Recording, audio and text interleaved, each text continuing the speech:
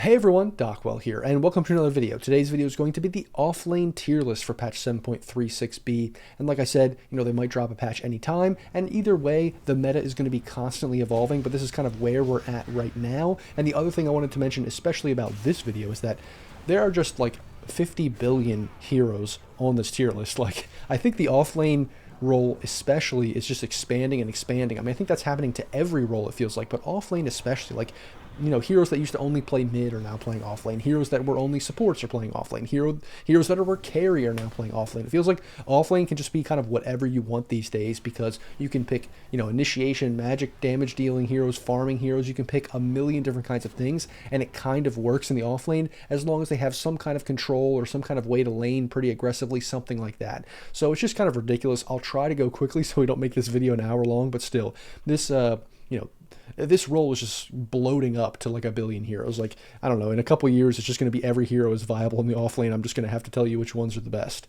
But in any case, let's jump into it. In the S tier, we have two heroes, but the first hero that's probably the best hero, could maybe be on a tier of his own, is Night Stalker. And there's a few reasons why this hero is so good right now. But before we get into the best things about him, I want to just say first about this facet Night Rain, which is the one that people were kind of trying out when it first came out, in the 3.6 patch when it first released. They were like, oh, this is interesting. Now you can have the nighttime for the first 5 minutes, so your laning stage is a little bit stronger. But people really aren't picking that anymore because, one, the first 5 minutes you can usually survive anyway. It's not a big deal to even have nighttime then. Plus, you kind of want nighttime later anyways, because then after 5 minutes you have more points in your Void, you have more points in Hunter in the Night, so you're actually better from 5 to 10 minutes when it's nighttime then than in the beginning of the lane. So that's actually not as big of a deal, and it's almost like bad in some ways, especially because this facet, Blinding Void, is insane. When you void an enemy at nighttime, then the allies can't see that ally that you voided. So basically, it's similar to the ultimate from Mars, where, when he clicks arena, no one can really see inside. But it's the same thing for you, except you're jumping on top of them, crippling, fearing them, voiding them. Their allies can't see them. They can't escape very easily. You have infinite vision. You have super high speed. You're just running in and killing people. It's kind of ridiculous with this facet. It just really is so good. Just gives you that little bit of extra punch. And like we've seen with the last two videos with this list, the better heroes are the heroes that got things for free. And this Blinding Void facet is very, very good. And the other thing is this Heart of Darkness passive is also very good, because you just get more health regen at night, which is awesome. And during the day, yeah, it's not as great, but really this hero is all about the nighttime. And then eventually later in the game, when you level up Dark Ascension, you get your talent, and then you can even get Octarine later. This ability is going to be pretty low cooldown. Like, the downtime is pretty low, and so even if it is daytime, you're going to have your ult a lot, which is really, really good. And then the other thing is that this hero does a ton of damage with Void, with right clicks. Hunter in the Night with the Shard is just insane. You can stay on the map. It's like a mini Midas. You can also heal in the middle of the fights. It's just amazing what this hero can do all combined. And then this little negative thing with the day, with the decreased regen, is really not a big deal, because the only time you have to be a little bit careful with this hero is when it's day and you don't have your ult up. But obviously daytime is only for 5 minutes, and then you'll have a few ults during that period. So maybe 1 or 2 ults, maybe even 3 ults if it's timed perfectly or whatever, and or you're high level. And so usually there might be a 30-second window, a minute window where you have to be a little bit careful, but then you can just farm in the jungle. You can just use your Hunter in the Night to, as a mini Midas, and just eat a couple big creeps and stuff like that. Be careful, and then you can get aggressive, even if it is daytime, once Dark Ascension is up again. So really, that's the only thing you have to be wary of with this hero, and even then, that's not really that big of a downside, especially in pubs, because people are so bad at coordinating to kill this hero, to take advantage of when his cooldowns are down. You have to be really on top of it to just be okay, the ult is ending, it's daytime, we have to go right now, because if we wait a minute or so, it's just going to be up again, and then they're going to fight us and they're going to kill us. And so that's the big upside with this hero too, is that I think he's relatively easy to play, gives you everything you want, sustain, farm, vision, all that stuff. These extra things he gets are really, really good. And so overall, I think it's just the winner of the patch, especially since other heroes that were broken got a little nerfed, which we'll talk about in a second. And the next hero in the S tier is going to be Vengeful Spirit, and this hero is really good for kind of two reasons. The first one is just it does all the things it used to do. You can still buy Ags to get basically 2 lives, which is great. You get that damage on Nether Swap, you get the shield, you get this Wave of Terror that is really, really good in lane and just good in general, giving vision. You have the magic missile, which is always going to be good, especially from the off lane. You have the shard, which is good. You have all these things that are good that it's always had, and then you could just get some bonus stuff. The passive isn't the biggest thing. This thing just like, basically if someone kills you, you can just do 10% more damage to them, which is fine. It's nothing like crazy, but really the big one is this Soul Strike, which turns your ranged attacks into melee attacks. So you're basically still a ranged hero, but now your attacks kind of work as if they are melee. So if you didn't know, things like Basher, for instance,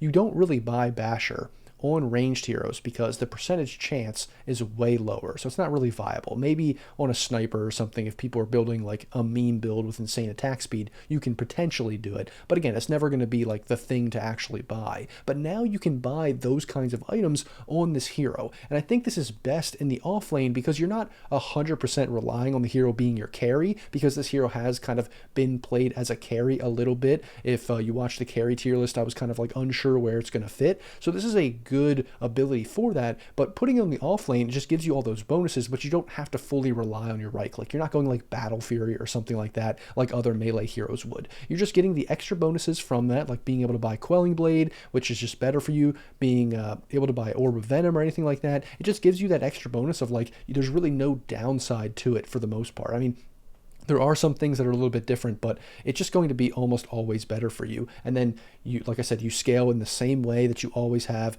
with the ags and all that kind of stuff, and you do a ton of damage, and it's great. So this hero is just really, really good right now. Just very hard to stop, very hard to stop in the lane. You kind of just snowball lanes and take over lanes. You're just a great, great hero right now overall. And there's really nothing else to say about that. It just kind of does, like I said, all the same things, and then you get this facet that's great. I will briefly say this facet, the Avenging Missile, this just does more damage to basically carries or people that get a lot of last hits, and that's good, don't get me wrong. It's just you're probably going to be taking this Soul Strike facet as a core almost every time. This ability is more for the supports, and you know, you can still do it, it's still probably going to work, but you're almost always going to be taking this. In fact, this is just making the carry and the offlane Venge better, and that's kind of the main purpose of it and why it's so good right now.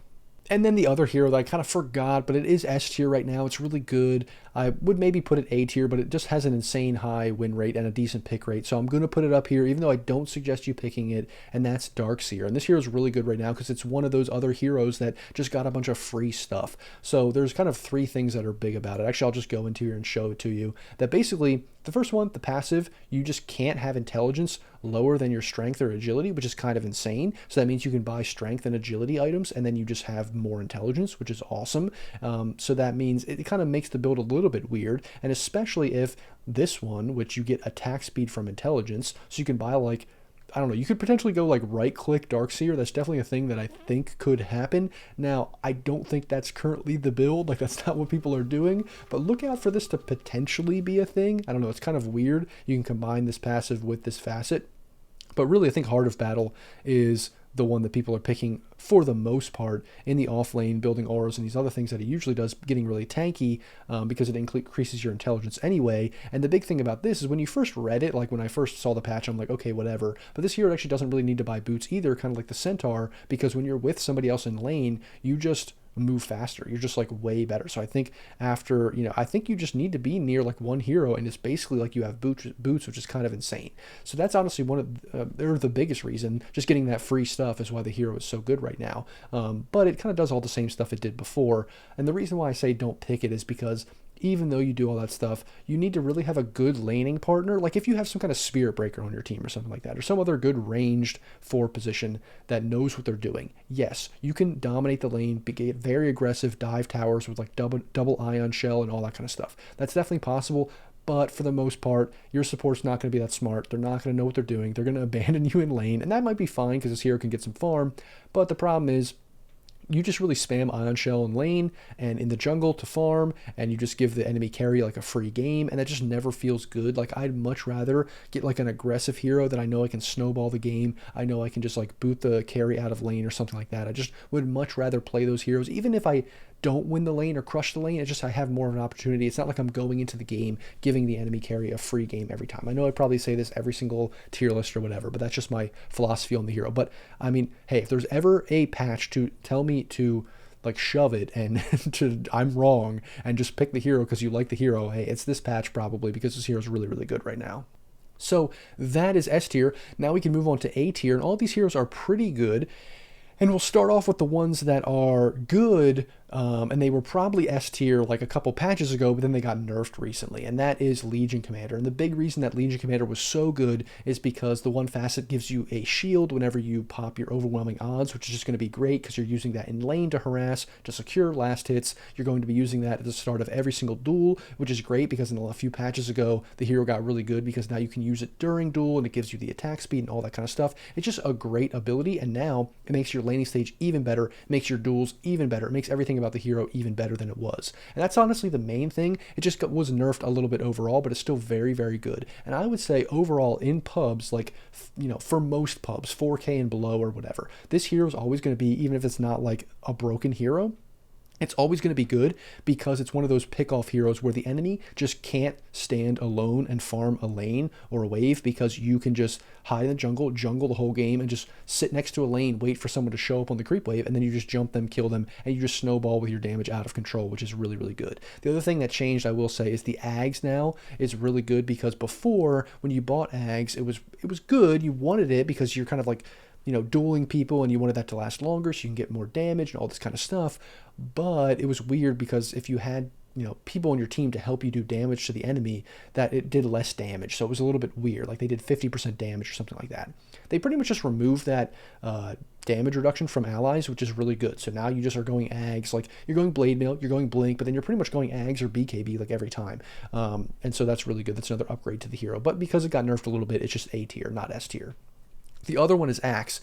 Axe was amazing with the facet. I forget what it's called, but the one where he blinks in and he calls people, and if there's no allies around, he just gets like a billion tankiness, and it's ridiculous. And then you can snowball with all the different aspects of the hero. He's just really good right now, and he gets all this free stuff like a lot of these other heroes. If you get a bunch of free things this patch, you're going to be good. And so he was broken. He was amazing. I think they changed the shard and the Ags a little bit too, which was even better. And so now, oh yeah, and you could get stacks with kills to get even tankier early on in the lane. That was the thing that happened in 7.36 as well, but then they nerfed that a little bit as well. So a little bit of these nerfs with like the range of how close your allies could be before your passive or your facet like disables, and then like the ability to get more stacks early on. A lot of these things were nerfed, so it's not as good as it once was, but it still is very powerful. You're not just like a completely broken S tier hero, but you're very good. At the same time though, you're doing the same thing Axe has always done. You're kind of being this tanky guy that just runs and kind of cuts creep waves if you really want to, in the early part of the game to get a bunch of farming stacks, all that kind of stuff. And then you buy your blink, you buy your blade mail, you jump in, you call people, you're a BKB piercing stun, you do insane amounts of damage. So that's Axe. Really nothing crazy special about that other than those couple new things that made this hero broken. And then Enigma is a little bit of a weird one. I mean, this hero is still a great black hole hero. It's just that they changed the way the hero works with the Eidolons and everything. And so now I think the Eidolons are just, people are kind of figuring this hero out with the Eidolons. I'm not really an Enigma player, but it was like kind of in the dumpster. It was F tier, and that's kind of coming back on the rise now that people are realizing that, oh, okay, the Eidolons aren't actually as bad as we thought. And even though you can't like do the denying range creeps and all that kind of stuff like you did in the past, it's still pretty good because it's gotten some buffs. And also the fact that like just innately heroes that are running away from the hero are basically slower, which is kind of awkward and weird, but it just gives this little extra bit of control to the hero that it likes to have, because really all you have is this big black hole and this kind of like, not mini stun. I mean, it is a stun, but it's a little bit weird. It's not like a very pure, hard lockdown. But otherwise, like, it's pretty good. I think people are really realizing, okay, Enigma, we kind of counted it out for a while, but Black Hole is so good. As long as you can have a good laning stage, as long as you can farm, push waves, get auras, all those kinds of things, and have a decent early game, you're going to be great in the late game. And that's kind of what has happened to Enigma now with some of these buffs and some of these changes, is the early game is back to being good, the mid game is back to being good, you can still farm, get a lot of items, and you're always going to be a beast with Black Hole. So that's Enigma. Next we have Wind Ranger. This hero is just kind of like good because of all the stats and all the things it can do. Just typically that it's been doing for the last year. Kind of goes in and out of the meta, kind of like in waves here as it gets buffs and nerfs. I think the biggest thing is that, you're just super, super fast, and basically having good move speed is never going to be a bad thing, and giving move speed to your allies is never going to be a bad thing. And so having that innate ability and not being able to be slowed a ton is really, really good. And then as long as you can like have impact in the lane, you can have a decent laning stage, and you can have impact in the mid game, and you're not just kind of like farming creeps and you can run around killing people, you're going to be really, really good. The problem is this hero is not the best initiator, so you have to be a little bit careful. You probably, I mean, you are picking in the second phase, but like it can feel a little bit awkward sometimes to have a Wind Ranger off lane. Sometimes you'll get flamed because you're kind of playing this weird like carry, but if you know what you're doing and you can land your stuns effectively, and you're buying Gleipnir like first item anyway, you still have a bunch of stuns, you still have a bunch of ways to like control people and kill people and gank, and so you're not just AFK farming. And so that's kind of the biggest thing. But again, a universal hero, right click hero, you're buying all the stat items, you have a ton of move speed, you can eventually get your Ags, which makes you invisible, and you're just super annoying and hard to deal with. Then next we have Underlord, and this hero is one of those that I didn't include in the carry tier list, but it is kind of on the upswing of potentially being a carry that's coming into the meta, kind of like Venge, but people are experimenting more with it. They're not sure if it's that good. It doesn't get picked that often as a carry, but it is possible because one of the facets is like a cleave that kind of makes you like a Sven. You kind of build like a Sven. It's just a little bit awkward because all the damage you're getting is from like hitting more creeps, so you have to hit a lot of creeps really quickly and then show up to a fight like after you hit the creeps relatively recently. It's just a little bit weird in that way, and so it's not really 100% whether or not it works as a carry, but it does work as an offlane because that facet's pretty good, so you can pick that in some games. But the other one that's better is actually the one that makes little minions spawn near your Fiend's Gate, because how you play the hero is it's kind of like a Spectre or like a Dawnbreaker, where you're on the other side of the map from your team like ganks or something like that, and then you just teleport in with your ultimate, and then now you're getting vision with your little guys running around. They're doing more damage, all that kind of stuff. Or you can split push with it. So let's say you're like split pushing a lane, then you use that to go somewhere else and then to like fight, or on the other side of the map to split there. It just is really good in general overall, so just giving you that added benefit to team fights. And then if you can buy your Ags, which you get in a lot of games too, then you have a Pit of Malice around your ultimate, so you're just kind of using that, going in, trapping people, then you're trapping people with another pit. It just is really good and dynamic right now because of those things with the hero. So that's kind of the main things that makes the hero good. Again, another one where it just got some free stuff, so now it's pretty good overall, and that's Underlord. There's really not too much else to say about it. There's nothing else kind of crazy. I think just watch out for that cleave build to become kind of really popular relatively soon. Then we have Centaur. This hero has kind of just been sticking around in the meta as an offlaner for a while now. It got a little bit of nerfs in the 7.36 patch, I think. I don't think it got touched much in the last two patches, maybe a little bit. But if anything, it got nerfed here and there, not a ton, but one of the biggest buffs is that you basically don't buy boots on the hero anymore, because the more strength you get, the more move speed you get, and this hero is all about getting the strength and buying strength. So really you just go like 3 bracers and you pretty much just have boots anyway, which is kind of insane. So that's honestly one of the biggest things that is making this hero stay in the meta, even though it's not nearly as good as it once was. The fact that you don't need to buy boots, you can just go 3 bracers into like blade mail, blink, and then the other tanky items you usually get is pretty good. Now the one downside is that they did nerf Eternal Shroud, which is kind of annoying because hero loves that item, but it's still really good on the hero, so you can still definitely buy it. It's just not as good as it once was. This hero was probably like S tier or something like that in the last few patches, but now it's just really good. It's stable, it's good, you can definitely still pick it. And the Ags is actually good now. It was kind of a meme, it was a joke, but now it's actually like a decent save, and people are still not buying it a ton, but you can definitely pick it up like later in the game, so you don't want to count that out completely. Then we have Pudge. This hero is pretty good, probably best as an offlaner right now, because, I mean, as a carry, it's not the strongest. As a mid, you're like relying on hooks. As a offlane Pudge, you can kind of just be tanky. You don't have to hit all your hooks. You can just get super tanky and then run in and blink in, rot people, get your Ags, do all the same things you would do as a normal Pudge core, and you're just like super, super good right now. You never pick the curving hook thing. That's like never happening. Also, the range of your hook is just insane. This hero is like, seems like it's really hard to bring down. I know they really didn't adjust too much of it. Like, they changed how the tankiness of the hero works innately, and it feels like when you first read it, and I think I said this maybe before, that it doesn't feel like the hero really should have gotten that much better. But it does for whatever reason. I don't know how the numbers work on the back end. I haven't exactly like looked into it. But it just feels insane. Like you just feel like when you're against the Pudge and you use any kind of magic damage or anything like that, it doesn't take damage. Like he just does not take damage at all. Like, I think the one time I ulted him with as like Lena, I mean, it was a level 1 ult, but still the Pudge was probably level 6 or 7 or something like that. He took like 2 damage. It was insane. Like, his health bar barely went down. I'm like, how is this even possible? Like, it's kind of ridiculous how tanky this hero is. It almost makes me feel like there's some number broken on the back end that's making him like 100% tankier than he actually should be or something, because it just feels really weird. Like, when you read everything, it's like, oh, that's not that big of a deal, and then you play it in the game and you're like, oh, he literally can't die. Oh, okay, I understand why now. Pudge is pretty good. Then we have Beastmaster and Brewmaster. I would say these two heroes are more like cheesy heroes. That's why I kind of put them over here. People don't pick them that much unless you're like specialists in these heroes. Beastmaster is pretty good right now with the axe build. You can clear through stacks, get super farmed, push like you normally would. There's nothing crazy, too different about the hero. It's just pretty good in the same way that I think it's been good for a long time. Yes, they did change some stuff with the facets and the passive, but I don't think it really changes the dynamic of the hero. There's not too much to say. It's not like there's a whole different way of playing. It's just way better than it used to be.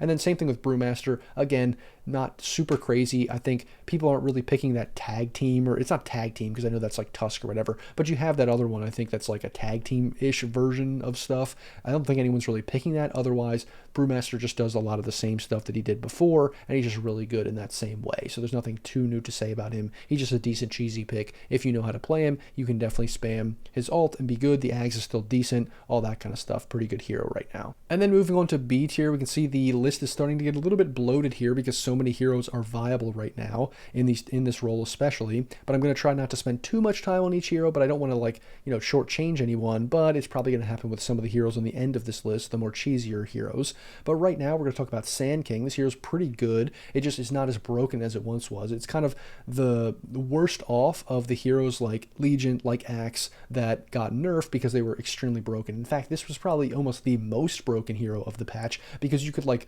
blink with your Sandstorm and it would follow you, and you could just like run and your Sandstorm would follow you, and it was just ridiculous. And then you bought Ags like first item and you had all these stuns and things going off and your Sandstorm was just following you everywhere, and it was super, super hard to deal with. But now you can't do that blink like abuse anymore, so that's not as good. It's still decent, but I think kind of like the weird, I don't know if it was a bug necessarily, but that kind of like abuse with the blink and the Ags and all that kind of stuff, that was what made the hero so overpowered. And now that you can't do that at all, it just makes it not nearly as good. But it is definitely pickable. It's definitely viable. It's a pretty good hero. I mean, the fact that it got like a free ability pretty much is always going to be good. And the change to the Sandstorm is still decent. So again, very good hero, just not nearly as broken as it once was.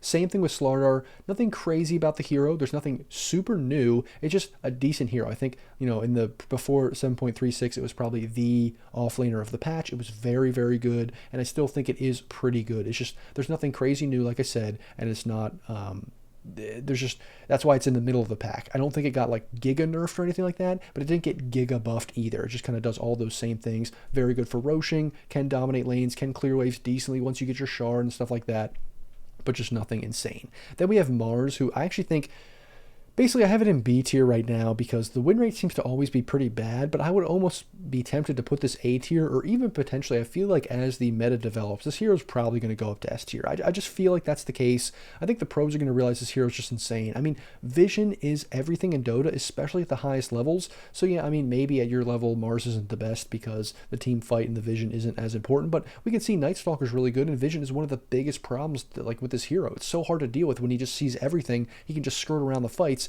and that's not exactly what Mars does, but the fact that you can use your arena and people can't see into it is just ridiculous. I mean, that is just so good, especially against heroes like, for instance, Oracle or something like that. Like, you're either, segmenting off him if he's in the arena from his allies outside of it, or you are like not letting him cast his abilities on his carry because he's outside the arena and the carry is inside. Whatever it may be, that is just such a good thing. I just don't think it can be counted out. I just think it's also a really popular hero, so the win rate's always pretty low. So that's kind of why it's here in the B tier. But I would say, for the most part, if you know what you're doing and you can have good team fights with your hero, I think, or with your team, it is probably going to be even better than this B tier. But that's just kind of my opinion. Then we have Primal Beast. Another hero just kind of like middle of the road, nothing crazy, nothing insane about the hero, but just decent right now.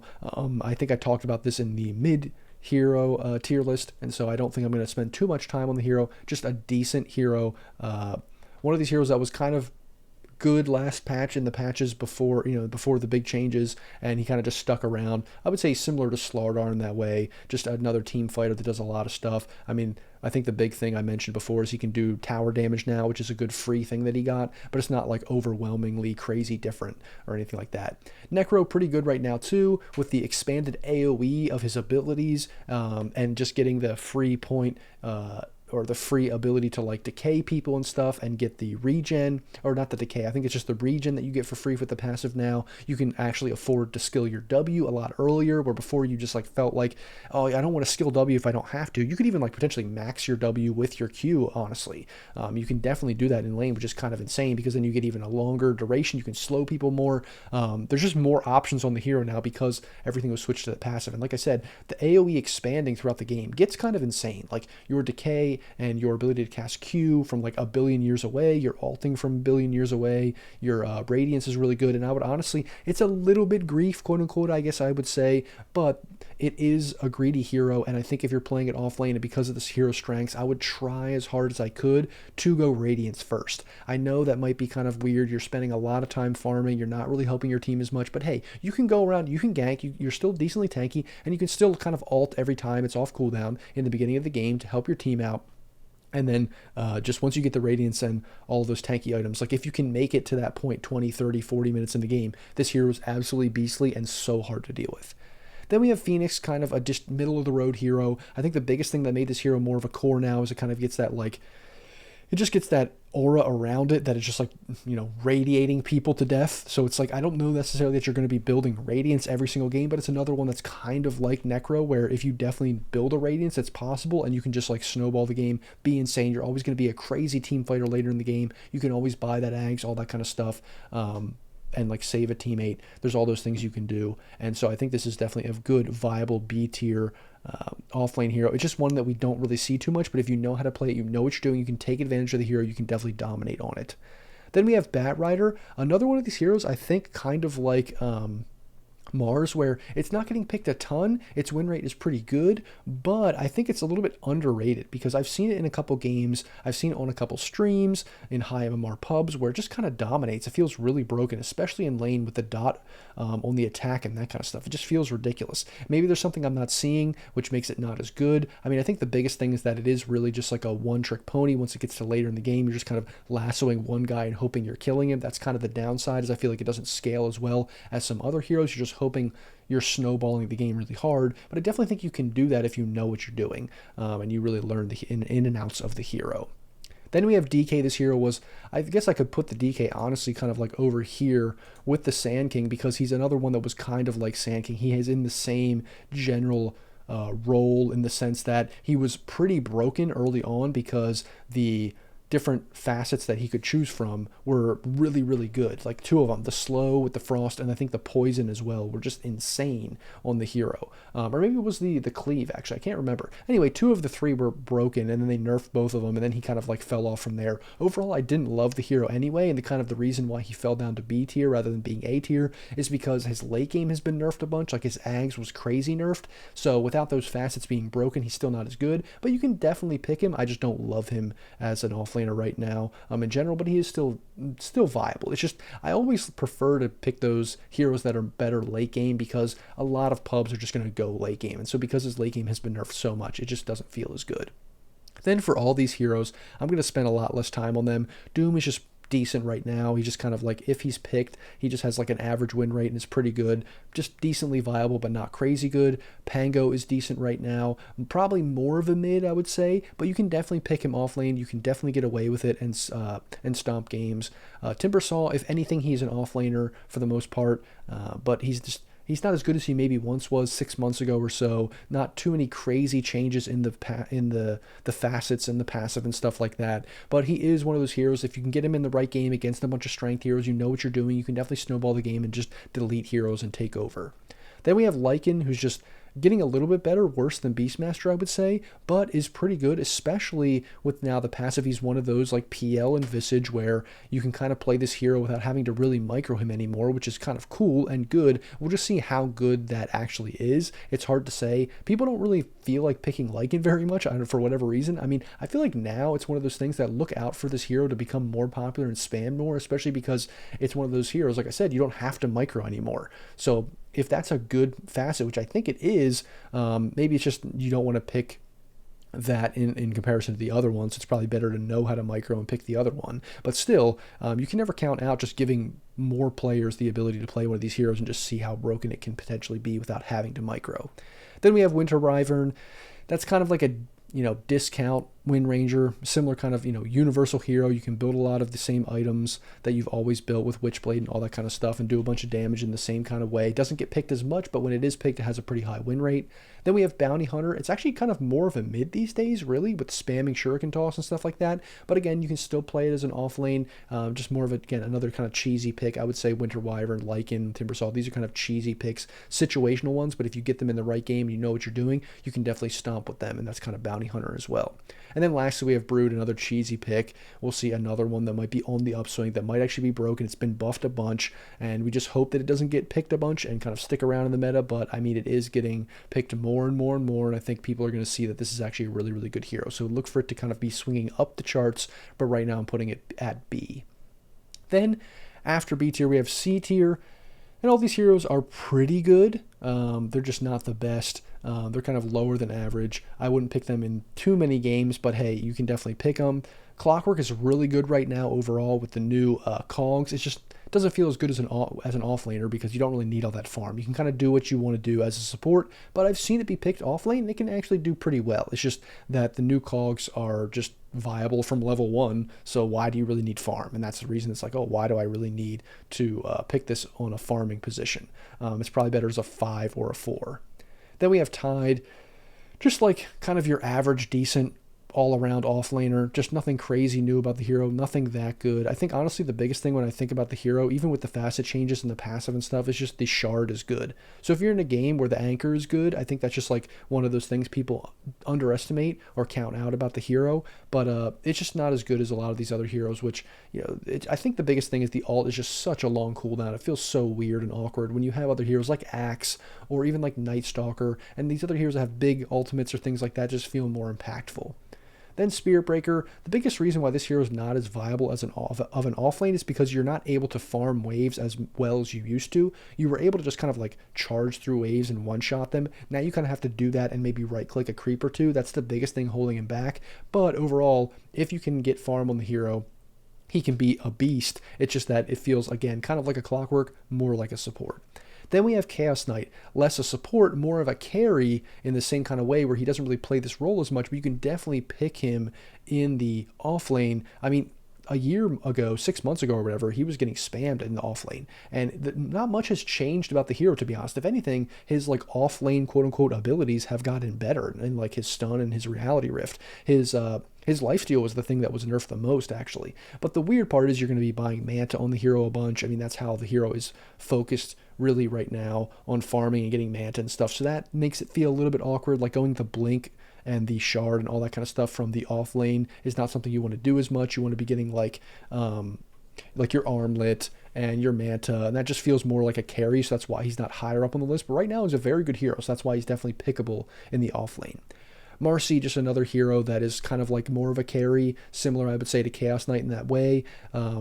But, you're not going to be buying Battle Fury from the off lane, so you're not going to get your farm nearly as much, but your job is to run around, gank. It's just that if you don't successfully do that, it can feel really, really bad because you're not going to farm very quickly.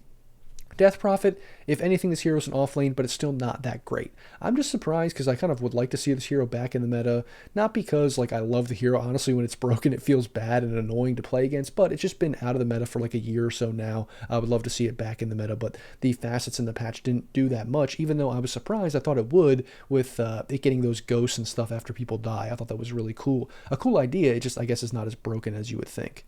Then Dawnbreaker, good overall hero, just average overall hero, not the best, but not the worst. You can definitely pick it. It's just kind of middle of the road, kind of forgotten right now, but okay. I would say I'm putting Tiny here because maybe this is a little bit controversial or whatever. It's a very good carry. It can definitely be played as a mid. It's pretty good right now.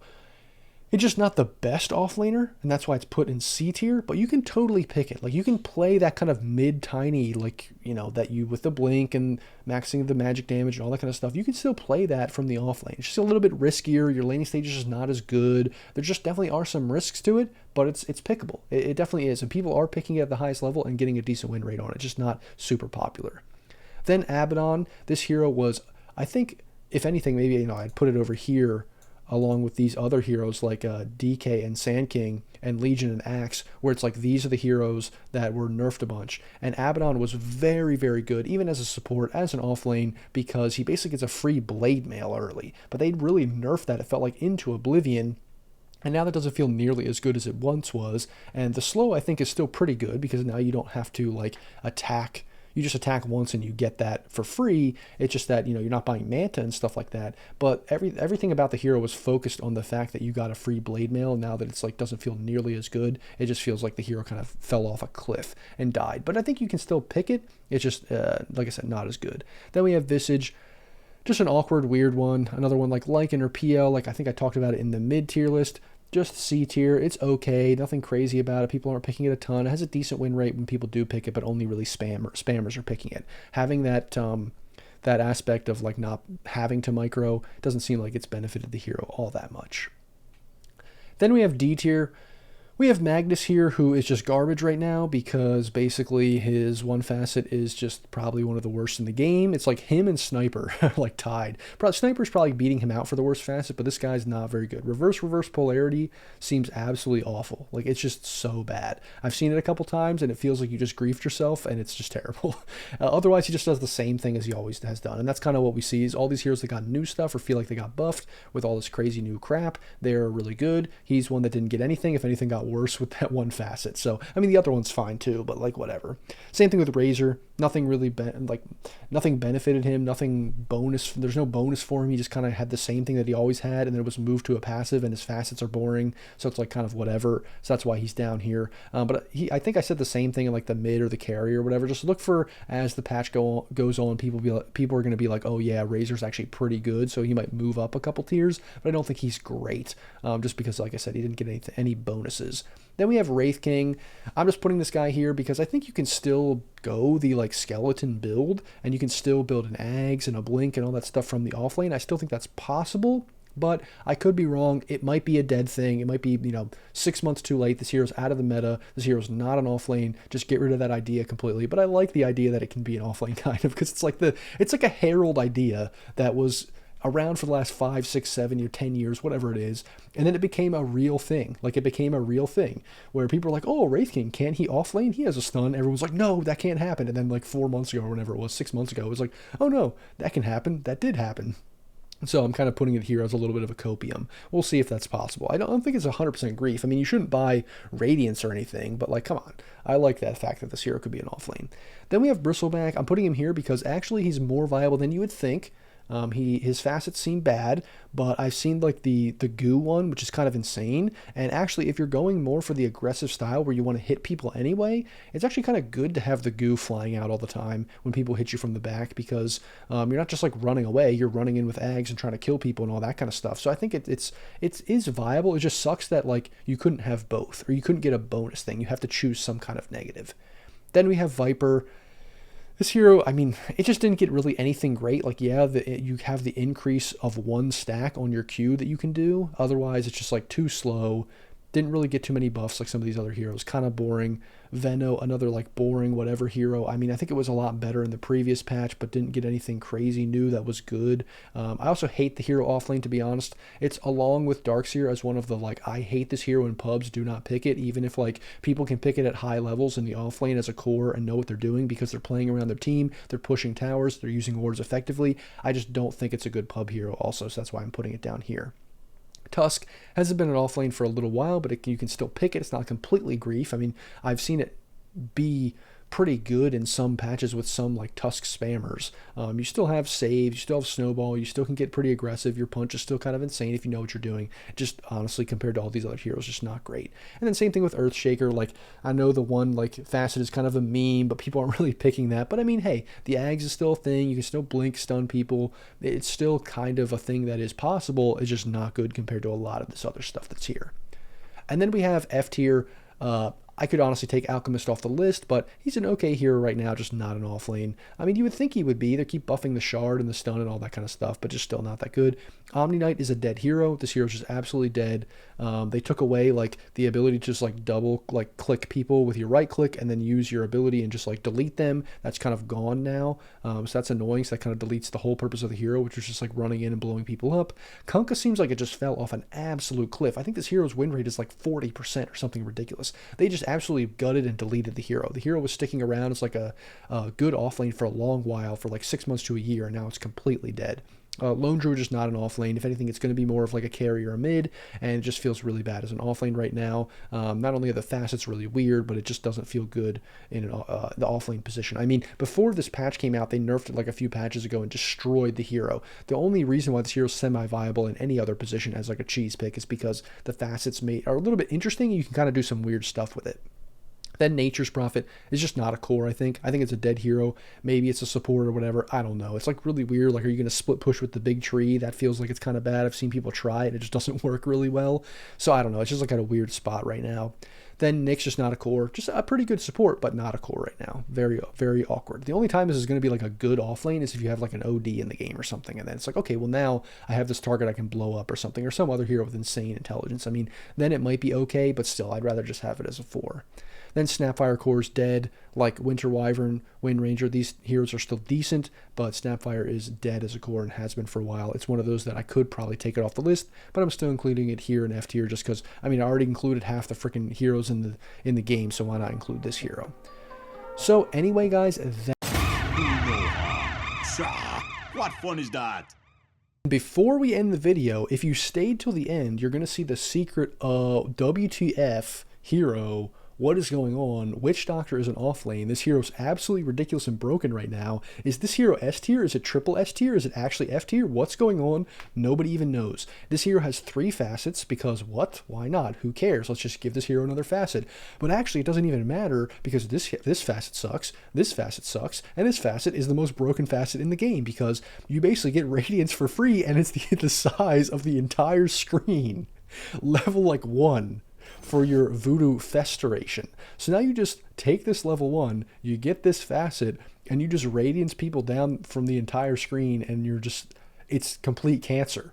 So you can even buy radiance on the hero, and you're just like deleting, you do 4 billion damage a second. You're like, basically, you just combined Witch Doctor with like Necrophos, and then like, I'm just so confused. Like, it's just so weird, just so awkward. Like, what is even going on? I don't know what's happening. This hero is ridiculous. I mean, it does all the same stuff that it did before with like the alt and the, you know, the Maledict and stuff. It's just now you might not even be getting like a lot of points of Maledict because you're just Voodoo Festorationing people from across the screen. It's ridiculous. And then you also have this like this thing, which is like this passive.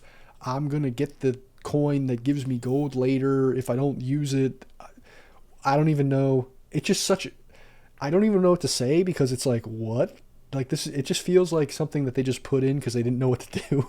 Yet they gave it 3 facets and then 2 of them suck. I don't even know what was going on. Whoever made this hero in the new patch was on like drugs for sure.